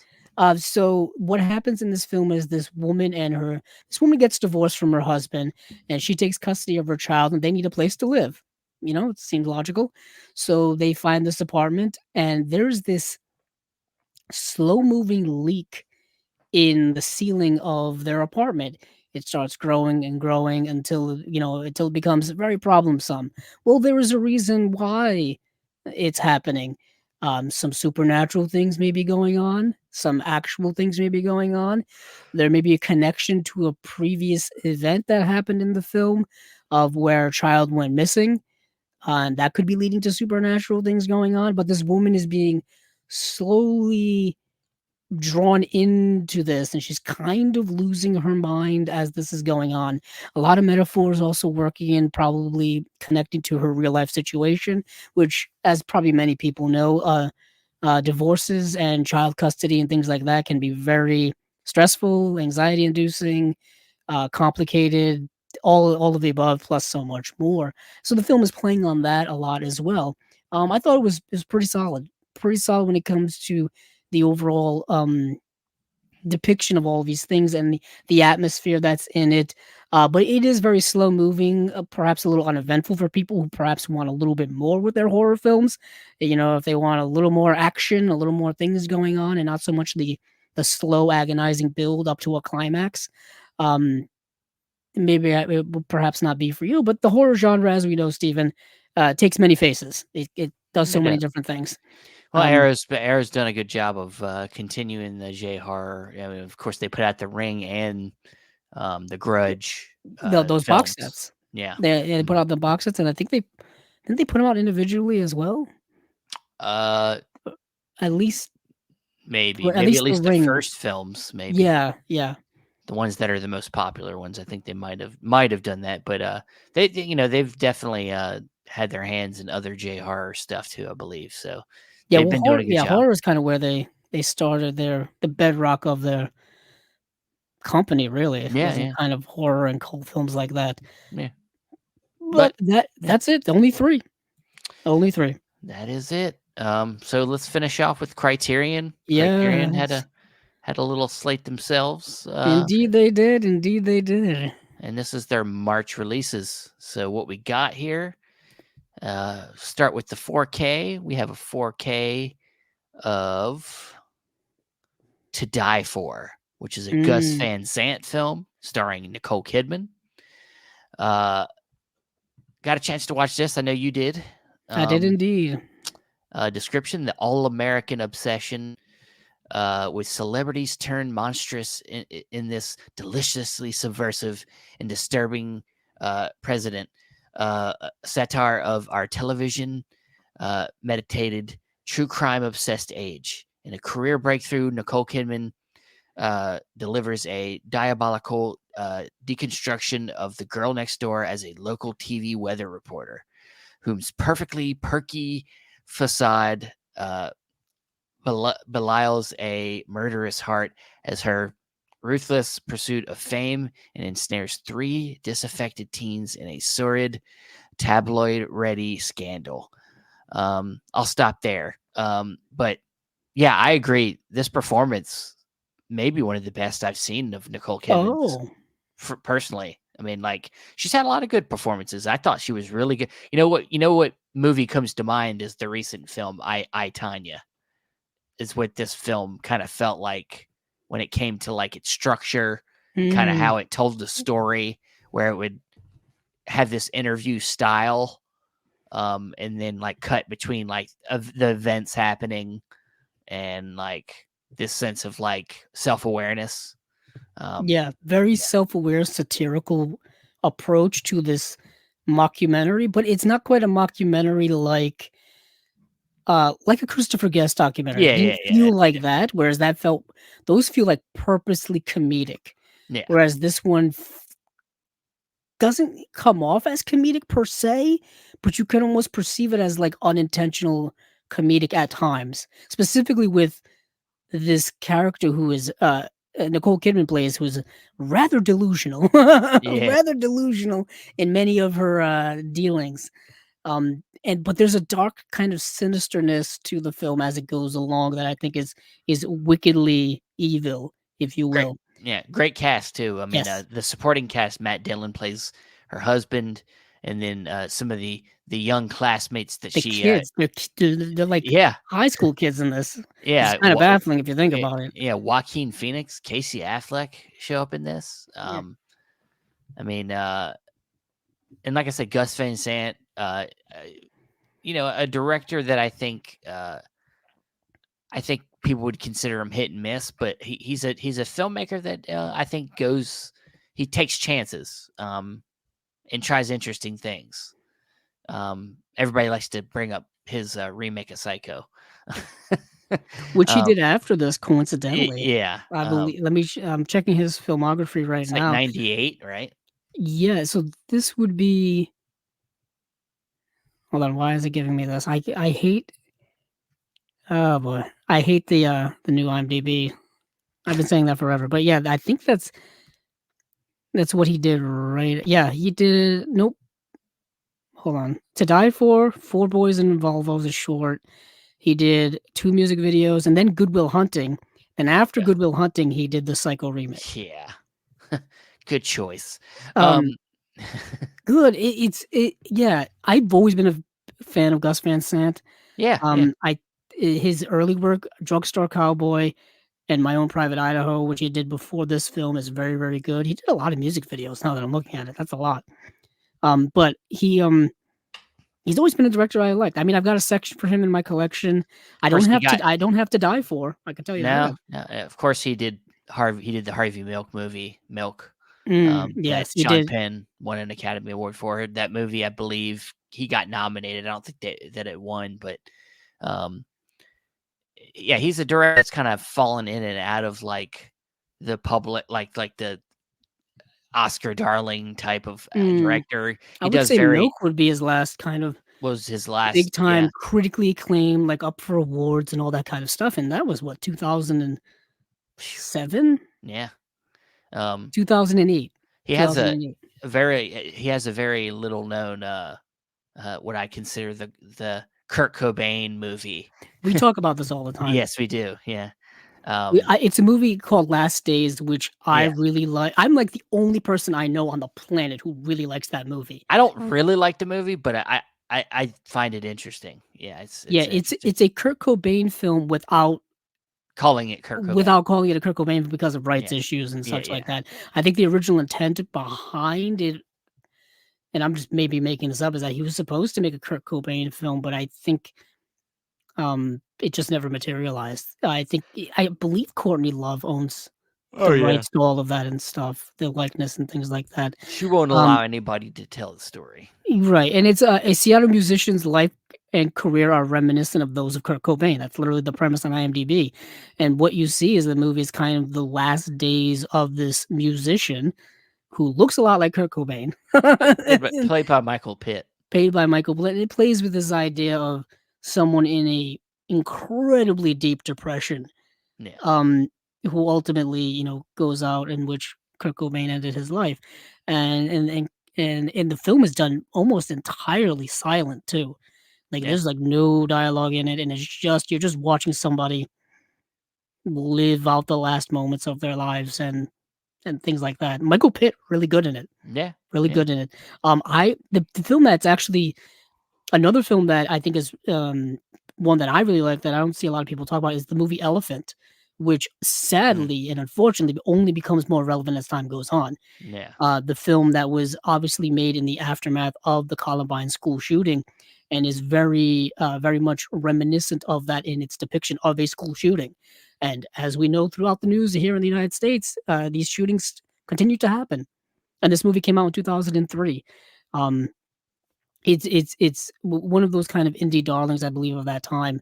I think it's only been available on DVD. Same thing with Last Days has only been available on DVD. Yeah. Um, and I think that's what I have in my collection. But Gus Van Sant's other work is stuff I've got to get. I was fortunate enough to get a copy of Drugstore Cowboy on Blu-ray from Imprint. They put out a nice release of that. To Die For, I've never owned. The reason why I've never owned it is because it's never really been out in a good release. Um, it There was a release of this many years ago by the illustrious, terrible release that came out. It's been long. I think it was Image Entertainment. For some reason, I thought it was like an Echo Bridge release, but no, it's Image Entertainment, which I don't know if they're around anymore. Image Entertainment. I know from what I remember them from, they put out these season sets of um the Twilight Zone series, the old black and white Twilight Zone series. They put out season sets of that. But I don't know if they're still around. But that release from 2011 of To Die For is been long out of print. So this is going to be a much uh, a much larger upgrade. So yeah, To Die For is getting both 4K and a Blu-ray release March 26, 2024. What are we looking like in terms of special features? I think there's just an audio commentary with Gus Van Sant Yeah, some and deleted editor scenes. Curtis Clayton. Yeah, Yeah, yeah, and little disappointing there, and yeah, deleted scenes. deleted scenes, essays by Jessica Kang. Um, so a little lackluster on the feature side, but film's pretty good, pretty solid, good performances. It's a bit of a cult film, I would also say. Yeah, Because it's definitely not a film for everyone. It's not a, like I said, run of the mill type of like plot wise. It's all over the place. Like plot structure wise, strap in because it jumps around like crazy. yeah. Uh, but we got some other films there, Steven. What's up Yes. next? The other one I watched was All That Money Can Buy, aka The Mm, Devil and Daniel Webster. This is a film from 1941. Um, Jeb Stone is a hardworking farmer trying to make an honest living, but a streak of bad luck tempts him to do the unthinkable, bargain with the devil himself. In exchange for 7 years of good fortune, Stone promises Mr. Scratch his soul. I like that name, Mr. Scratch. mm. That's creepy. But when the troubled farmer begins to realize the error of his choice, he enlists the aid of one man who might save him, the legendary order and politician Daniel Webster. Directed with stylish flair by William uh, Diertel. I've always pronounced it Dieterle, and Delay. Oh, that sounds I about don't think right. that's accurate. I don't know. Sounds better than mine. All That Money Can Buy brings the classic short story by Stephen Vincent Bennett to life with inspired visuals as an unforgettable Oscar-winning score by Bernard Herrmann and truly diabolical performance from Walter Houston as the devil. Um, yeah, I really thought this was a cool movie. It's got a lot of personality, a lot of as it says style. Performance as the devil was really cool and interesting. Very kind of disturbing scene. There's a couple times where there's some really kind of like weird moments that are played out, and yeah, it's of course also a film about ethics and morals of the choices you make. Um, instead, it's a clear on storyline. It's not very hard to follow, but it's just whenever you see a film that's this old, in this time period that takes kind of a high concept, it's always cool to see how they visualize it, because we're talking about a time where effects are not, are not that, they're not as available and they're not as used as, they're not at the best at this time. So when you're trying to visualize the devil and what he's going to do and how he's going to look and how you're going to make that seem, Mm. interesting, like, Yeah, and there's also like kind of a beautiful simplicity of them as well. yeah, You know what I mean? Like showing something floating or showing something disappear and yeah, reappear or something change or whatnot. Yeah, it's a great moral tale as well. Like the immorality of money and greed, and perhaps riches aren't the answer to all your questions, and riches can also corrupt you, as we see with the character of in this film. What is interesting about this movie is just from a historical perspective, it's kind of an interesting film. It's based off of a short story, but it's actually I think like an adaptation of the play mm, that was adapted from the short story. So that's kind of cool. Also, the movie's called The Devil and Daniel Webster, and Daniel Webster doesn't really play a large role in the movie no, until the very end. And for a lot of people out there, especially in modern people, they're not going to know who Daniel Webster was. So Daniel Webster, for those of you who want a quick history lesson, he was like a big time politician and lawyer in the 19th century United States, basically for the first half of the century. I think he ended up passing away in 1852, actually. So obviously before the Civil War, so pre-Civil War. Um, he was the Secretary of State under two different presidents. He was a senator for a long time from the state of, I believe, New Hampshire and Massachusetts. He was a U.S. representative as well as a congressman as well at one point. So he was a big time type of guy. And I guess like when this story was written, they were like, we need a big time lawyer, the hero. Mm. Who, when you need a hero, I guess you need a lawyer. Which obviously, from a modern perspective, lawyers are not really viewed as heroes too much anymore. You know, so they were like, yeah, let's get Daniel Webster. And even in the movie, like Daniel Webster is like this big, like almost folklorish type of hero. Like kids are like want to grow up to be him. You know, Yeah. it was it Like a Abraham Lincoln, almost like yeah, a kind of like politician as a that. hero, you know. Politician as a hero, and of course he ends up having like a big court case with the devil. But it's another movie or another story of like, hey, don't make a deal with the devil because it's gonna come back to get you. And this character of Jabez, what's it called? Jabez Stone? Jabez Stone? But yeah, Yeah. Um, that's kind of what happens to him. You see him go down the dark path of greed and riches, and he kind of um, is just twisted by evil, the evil of the devil. It'll get you every time. Money is the root of all evil, as they say. But yeah, I dug this movie a lot as well. It is available to stream on the Criterion channel. That's where I watched it. You do get an audio commentary, restoration demonstration. Alec Baldwin reads the short story in here if you so choose to listen to that. Um, yeah, this is an upgrade. It has been in the collection since I think the it's early 200s. yeah, wow, 214. That Yeah, is an early Criterion release. yeah. Yeah, you get some other things in here as well. So, um, yeah, that's cool. That I you know me, I love my classic films from the 1940s. So that's Of definitely course. something that's going to be in the collection at some point. There's some other things I still have to get from the Criterion collection as well from that similar era of the 30s and 40s. But Yeah. we've got three more movies here. Um, Yes, we do. We yes, got we do. all the beauty in the bloodshed.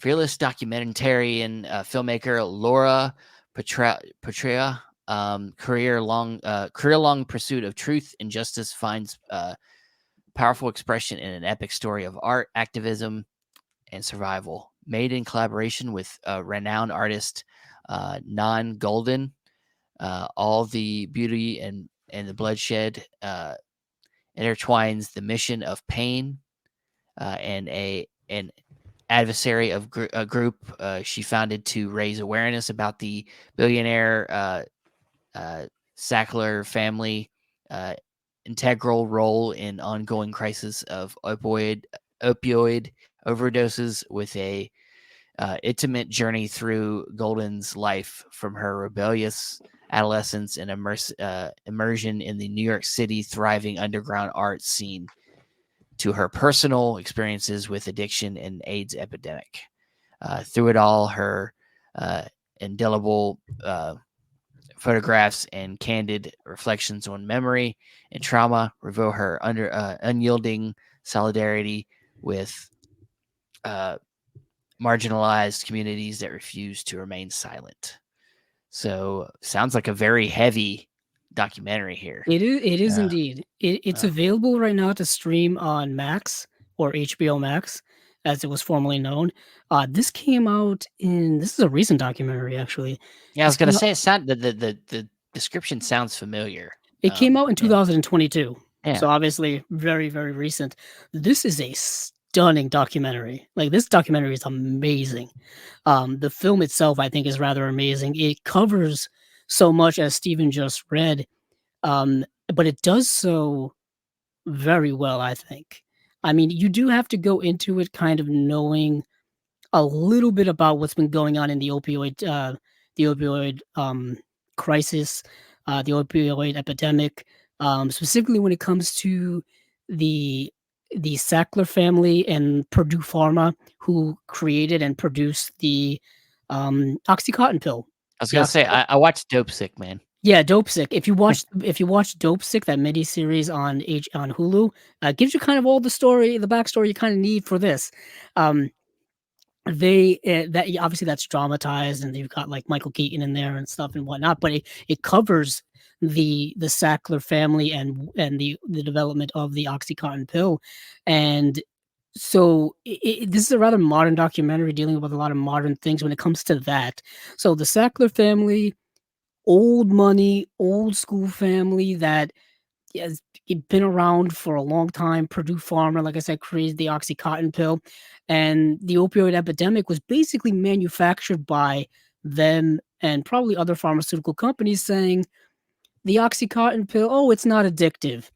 They lied to us as people. They lied to their pharmaceutical reps who were selling this medication to doctors who in then turn were pushing it onto their patients, creating just whole generations of people who are addicted, who are dying because of these addictions to this day.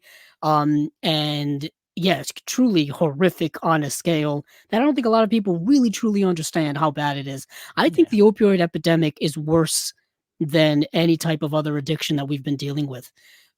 Really, it's been horrific over the last several years, and a lot of it's been coming to light over the last few years because of the company going bankrupt and all this dirty laundry being aired out. But getting back to this documentary, where it's kind of showing those things, the woman who the documentary centers around, Nan Golden, is using her ability as an artist to attack the Sackler family, to attack the opioid epidemic and these big companies, Purdue Pharma that were responsible for this, and doing it with public displays of protest, public displays of art, exhibits of art, and telling the stories of a lot of the people who were affected by this, who have lost family members, who are affected themselves, who are still dealing with addictions.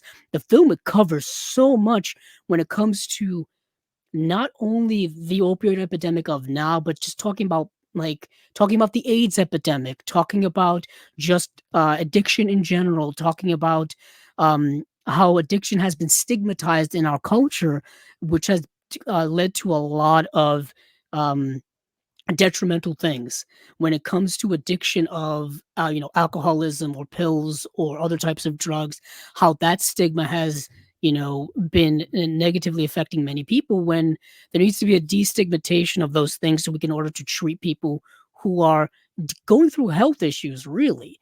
There's so much to say, and it goes through the life of Nan Golden and her life growing up and how she got into art, and her scene of being an advocate for, obviously, during the AIDS epidemic, but also so many other things. She has so many interesting life stories to tell in this, and the film depicts them all really, really well. Fascinating, endlessly fascinating documentary that is just one of the best documentaries I've seen in a while. Truly extraordinary stuff. Truly Oh, extraordinary stuff. It's hard to tell because it does so much in, I think, only 2 hours. I don't even think that this movie is 2 hours long. I think this movie is like an hour and uh, the hour and 22 minutes, so 2 hours and 2 minutes long. But yeah, it's a fascinating documentary about this woman and her artwork and her life. There was At one point there was a reference to Divine and John Waters because she met them and hung out with them on um in Provincetown in like the 1980s, and I knew as soon as that happened, I was like, yeah, this documentary is for me. Like this is talking about a lot of interesting individuals and people. It's covering so much fascinating underground stuff and things that people don't really talk about. Yeah, amazing work, amazing work. I'm glad that Criterion's putting this out. It is um coming with a new interview with the director, new interview with the director Golden, and co-producer of her activist group called Pain. It's an acronym for something I can't quite remember. Um, but yeah, there's so much to cover with this. But definitely watch this if you can, if you have HBO Max. But yeah, it's not going to be an easy thing to watch. Having to listen to people deal with heavy things like addiction, like loss, like pain, and just a lot of sorrowful things in life. But moving on to, I guess, some other things here. This is kind of a rather downtrodden uh, Criterion slate. We're making deals with the devil. We're dealing with addiction and life things, and now we've got some other things here, Steven. We have The Runner.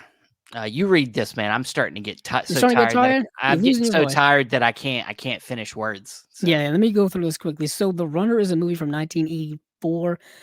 It is an Iranian film. And it's an Iranian film of a childhood depiction. So, childhood takes on mythic dimensions in one of the defining works of post-revolutionary Iranian cinema, inspired by director Amir Nadiri's own boyhood. Runner is lit is yeah, the runner is lit from within by um, Majid Nuriman's electrifying performance as a young orphan fending for himself on the streets of a port city, determined to rise above his circumstances, working odd jobs, passing time with friends, and learning to read and running, always running toward the future. Water, fire, the human body in motion, and hypnotic images of lyrical power. Nadiri finds unexpected glory in the world of a boy suspended between modernity and elemental natural forces as he chases his own path forward. This is a beautiful, beautiful film depicting childhood. It's not quite a coming of age film because it's not really showing somebody going from one journey to the next or one level of life to the next. It's a film very much concentrating on childhood, specifically the circumstances in which this child is living. Orphaned, living on the streets, fending for themselves. What type of life is that? And also this yearning and this need and this want for some type of bright future or some type of future in general somewhere out there in the ether somewhere. You know what I mean? Like a dream, essentially.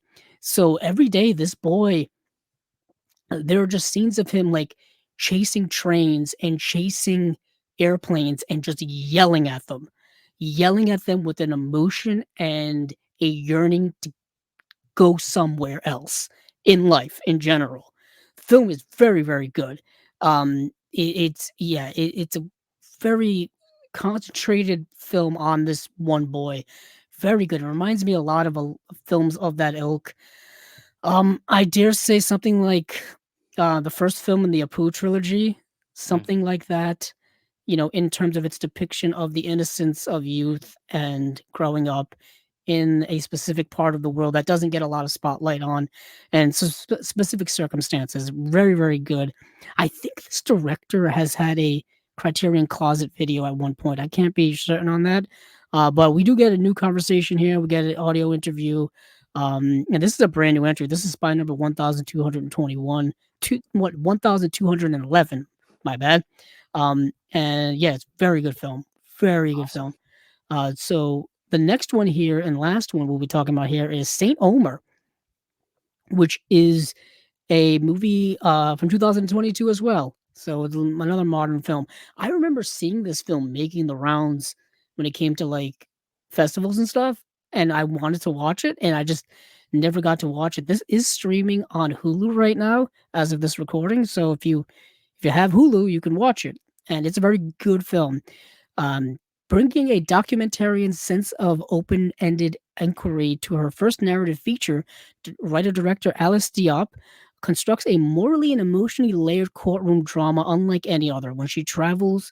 Um, when she travels to Saint Omer, France, to attend the trial of a young Senegalese woman accused of murdering her infant daughter, novelist Rama finds herself shaken to the core by a case that proves to have profound resonance with her own life, interweaving complex themes of mother daughter bonds, immigrant alienation, and post colonial trauma into a piercing portrait of two mysteriously connected women.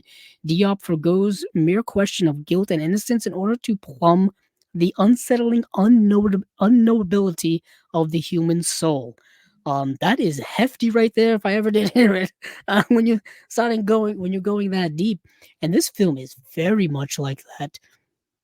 It's a very quietly stated movie, very under everything's under the surface when it comes to the emotion, when it comes to the storytelling. It's very subtle, very um patient film, where you have this woman who goes to this trial of this other young woman who is not too much younger than she is, dealing with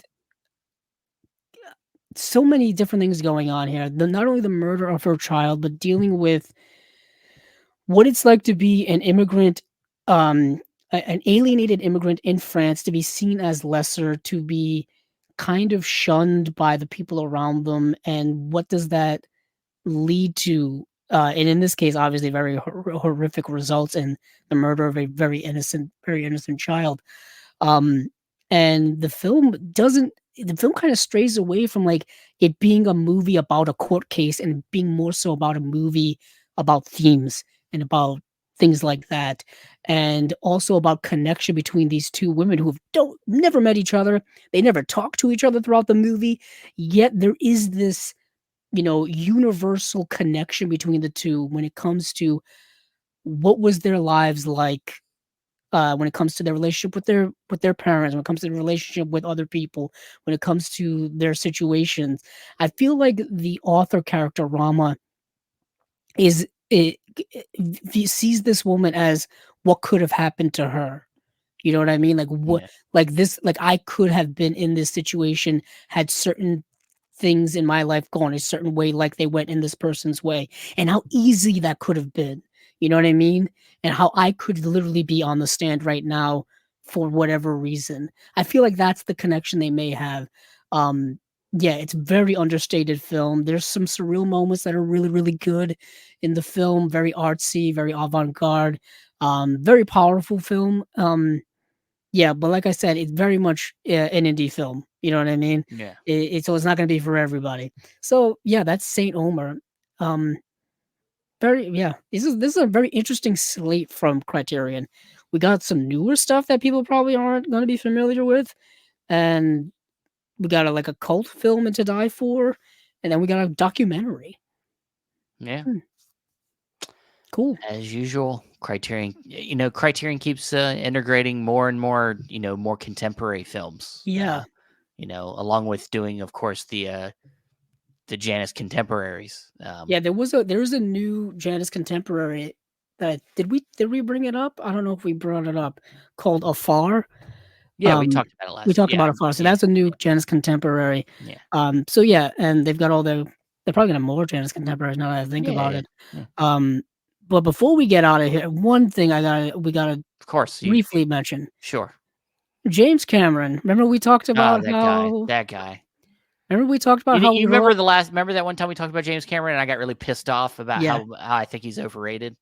Well, Stephen, you may be taking a victory lap now, because of course I don't know if we talked about it on here. We may have that True Lies and The Abyss were Yeah, finally going we to we come we talked out and about it. all that Yeah, kind of yeah, stuff. Well, they released the digital versions of those movies online, and True Lies looks not so good. yeah, True Lies looks very bad.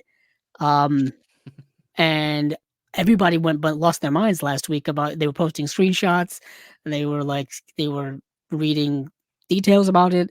Um, truly horrific photos from what I've saw from it, which is a damn shame because we fought and advocated so hard for True Lies all these years, and we got this kind of uh, de- I it hurts my mind that we're still dealing with um degraining movies and using digital noise reduction and all that kind of stuff in you know, modern restoration, remastering type of technology. I thought we got rid of that years ago, but it's rearing its ugly head now.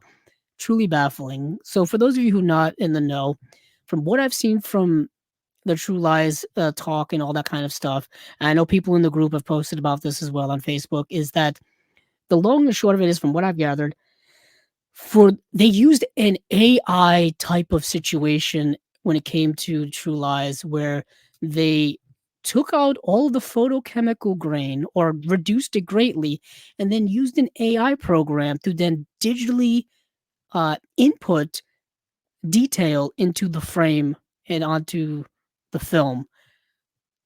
And I heard that and it completely blew my mind because, for those of you who don't know, photochemical grain is what gives you the detail in the films. So if you remove that, you take out the detail, now you're adding fake detail. What is the point of all of that? And I had to get that off my chest because it's been stewing in me for like the last week. And it's truly disheartening that we're still doing things like that. Well, I mean, look, You know, I mean, can't blame James Cameron. He literally tells you every time he makes a movie, I can't make a movie unless I create a whole new technology or push the boundaries. So instead of, but he doesn't look at that and be like, that looks terrible. Like to the naked eye, I don't that know, looks man. real Somebody terrible. that's doing something like this, they get caught up there. As I basically put it, he has his head up his own ass. So he's like a George Lucas. They're all about pushing technology and furthering it, thinking that what they do is a benefit. And a lot of, he's done a lot of benefits for filmmaking, but this isn't one of them. And honestly, like it's why I have a hard time with James Cameron as a filmmaker, because it feels like he's less filmmaker, more innovator. He's not a purist when it comes to filmmaking at all. It feels like he just only wants to push boundaries, and there's that's admirable, but it's also like, why are you fucking with your shit that's already good? Just clean that shit up.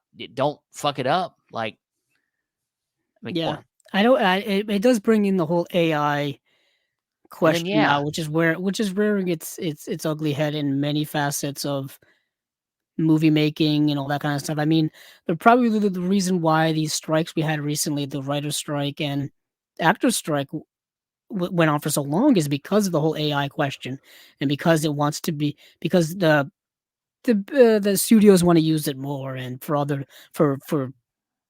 certain shitty reasons and whatnot. And this and if that's going to rear its head in home video now, because perhaps it's cheaper to have an AI algorithm work over a remastering process or reconstructing process or whatever, it could lead to, other negative things going down the pipe. Especially when it comes to mainstream studio stuff. As we already know, the mainstream studios really don't care about things like that. As they don't care about kind of remastering and putting out a lot of their back catalog stuff, because they could just license it out to others who I honestly, they're doing it properly. That's why we cover the boutique labels. They seem to be doing that type of restoration and remastering work very, very well. As we've known from all this past year of going through various great releases that with beautiful picture quality and audio quality and all that kind of stuff. That technical side of it all, as we've talked to a lot of people, can take a very long time. Can be very painstaking. So we appreciate everybody who's worked on all of the releases that we've talked about this year and into the future as well. Of course. Yeah, it's why they exist, and why more and more labels keep popping up. Is just that people want to be part of that preservation and preserving it in what I think people consider to be the right way. I don't know. It's a debate for another day. But James Cameron, shape up, man. But that is it for spy number 129 of Chasing Labels. Thanks everybody for listening. Andrew, please tell us where they can find you. You can find me on Twitter or X at Capzilla06, as well as our YouTube channel, Chasing Labels, where this Friday at 9 p.m. Eastern Standard Time, we will have Unwatched Pile, a new episode of the Unwatched Pile. Yes. I still got to pick my movie. I know you do too. Same here. Yeah. So, and then you can also find both of us over at the Facebook group page. Come over. We'll let you in. Chat with us about whatever you want, man. It didn't even have to be about movies. It could be about water, drinking water. Obviously I'm into that right now. Andrew's drinking water too right now. He just did it. I actually am. Yeah. So, and then you can find me also at the X page. I'm running that for Chasing Labels along with our Instagram. And you can find the audio for the podcast on Podbean, Apple Podcasts, Stitcher, Spotify, and other places. Thanks again for listening. And hey, keep on watching them movies. I know I will.